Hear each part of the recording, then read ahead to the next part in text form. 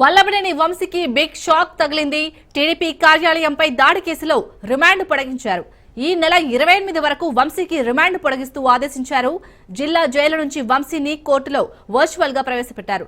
TDP కార్యాలయంపై దాడి కేసులో remand ఖైదీగా ఉన్న వంశీ గన్నవరం టీడీపీ కార్యాలయంపై దాడి కేసులో A71 గా ఉన్నారు.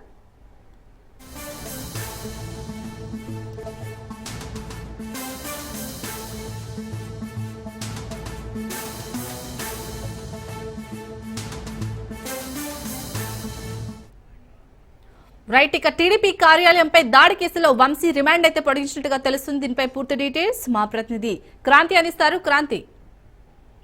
యశాల్ని టీడీపీ కార్యాలయం పైన దాడి కేసులో వల్లభనేని వంశీకి రిమాండ్ పొడిగించడం జరిగింది. అయితే ఈ నెల 28వ తేదీ వరకు కూడా వంశీకి రిమాండ్ పొడిగిస్తూ 3వ ఏసీజేఎం కోర్టులో ఆదేశాలు అయితే రావడం జరిగింది. జిల్లా జైలు నుంచి వంశీని కోర్టులో వర్చువల్ గా ప్రవేశపెట్టిన పోలీసులు ప్రస్తుతము టీడీపీ కార్యాలయం పైన దాడి కేసులో రిమాండ్ ఖైదీగా విజయవాడ జిల్లా జైల్లో ఉన్న వంశీకి సంబంధించి గన్నవరం టీడీపీ కార్యాలయం పైన దాడి కేసులో A1 గా ఉండటం జరిగింది. వల్లభనేని వంశీ గతంలో ఈ కేసులో తనని అరెస్ట్ చేయొద్దంటూ కూడా హైకోర్టును ఆశ్రయించారు. అప్పుడు హైకోర్టు మధ్యంతరం వేసినప్పటికీ కూడా పూర్తిగా విచారణ చేసిన నేపథ్యంలో ఆ మధ్యంతర బెయిల్ని రద్దు చేస్తూ చేసిన నేపథ్యంలో ప్రస్తుతం ఈ కేసులో వంశీకి మళ్ళీ రిమాండ్ పొడిగించడం జరిగింది. ఆ రిమాండ్ ఈ నెల 28వ తేదీ వరకు కూడా రిమాండ్ వేయడం జరిగింది. మరోపక్క ఇప్పటికే అటు సత్యవర్ధన్ ఎవరైతే టీడీపీ కార్యాలయం పైన దాడి జరిగిందని ఫిర్యాదు చేశారో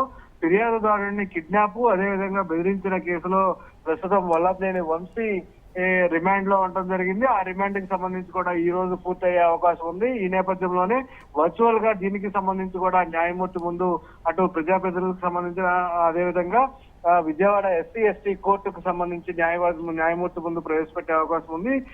వంశీకి ఈ కేసులో మళ్ళీ రిమాండ్ ఇచ్చే అవకాశం ఉంది. ఎందుకంటే ఇప్పటికే అటు ఇరుపక్షాల వాదనమైన న్యాయమూర్తి అటు వంశీకి బెయిల్ మంజూరు చేయాలి. ఇప్పటికే 2 సార్లు రిమాండ్ విధించారు కాబట్టి అంటూ వంశీ తరపు న్యాయవాదులు న్యాయస్థానానికి వినవించిన అదేవిధంగా ఆరోగ్య సమస్యల దృష్ట్యా కూడా బెయిల్ ఇవ్వాలంటూ కూడా వంశీ తరపున న్యాయమూర్తిని కోరిన పరిస్థితి అయితే ఉంది. మరోపక్క అటు పోలీసుల తరపున న్యాయస్థానానికి సంబంధించి కూడా ఖచ్చితంగా వంశీకి బెయిల్ ఇవ్వవద్దు అంటూ కూడా PP వాదించిన పరిస్థితి అయితే ఉంది. ఇప్పటికే ఆ కేసులో ఏవైతే సాక్ష్యాధారాలు ఉన్నాయో అదేవిధంగా ఫిర్యాదుదారు ఉన్నారో ఫిర్యాదుదారునికి సంబంధించి కూడా కిడ్నాప్ బెదిరించిన వ్యవహారంలో ఖచ్చితంగా బెయిల్ ఇస్తే సాక్ష్యాధారాలను కూడా మాయం చేసే అవకాశం ఉంది, టాంపరింగ్ చేసే అవకాశం ఉండదు. కాబట్టి ఖచ్చితంగా బెయిల్ ఇవ్వదంటూ కూడా ఒక పక్క PP తన వాదనలు అయితే వినిపించవలసింది. అయినప్పటికీ కూడా వంశీకి బెయిల్ వస్తుందా అనేది కూడా రేపు లేదా ఎల్లుండి తెలిసే అవకాశం ఉంది. మరోపక్క